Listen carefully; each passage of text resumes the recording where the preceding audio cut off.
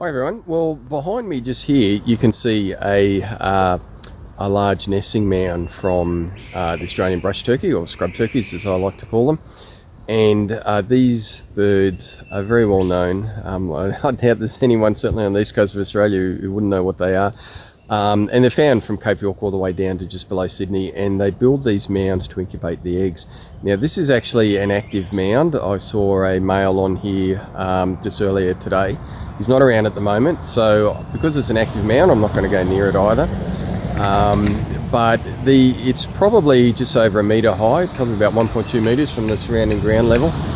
And these mounds are used, repeatedly over breeding seasons. And so one male will build it and protect it, and a number of different females will come and lay here. And the clutch size is can be up to 20 eggs, and if you've got a few females in here, you can have 50 or more eggs actually laid in here.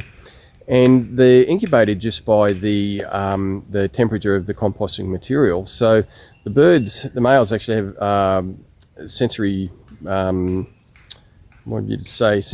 ability in their beak. So they've got some tissue in which they can sense the actual temperature. So once it's covered up, they'll stick their beak in and just see how it's going. The ideal temperature is around 34 degrees Celsius, so 33 to 35. And the temperature is really important because if it's too cool, what happens is the female chicks die, and so you'll end up with more males being born. If it's too warm, the opposite happens and you end up with more females being born. So the actual sex ratio of the birds that come out depends a little bit on the temperature. If it's around about 34 degrees at the ideal temperature, then you get a pretty even split of males and females coming out. And these chicks are precocial. That means they're born ready to roll right away, covered in feathers, able to look after themselves. They don't need any support from their parents, and neither do they get it. So yeah, little scrub turkeys are quite cute when they're born. So yeah, they just don't get any support from their parents at all, but that's the way they do it. The male will protect the mound. They do get raided by goannas and pigs and dingoes. So being a ground-based bird, there's a lot to look out for, and this is one reason why this is one reason why the chicks are precocial, because there's a much greater chance of surviving if they're born ready to go. So there we go. There's a scrub turkey nest, or an Australian brush turkey nest.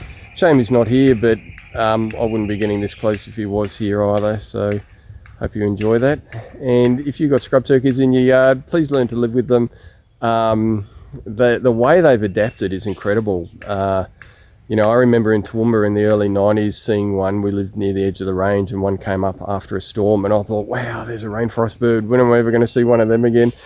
And like 10 years later, they're everywhere, and they're just so well adapted. They roost very high in trees, which a lot of people actually don't realise until they see it. And you see these large birds running up the branches, which is quite a sight to see. So, and then they forage on the ground. So this is a scrub turkey nest here, and we'll just leave that alone.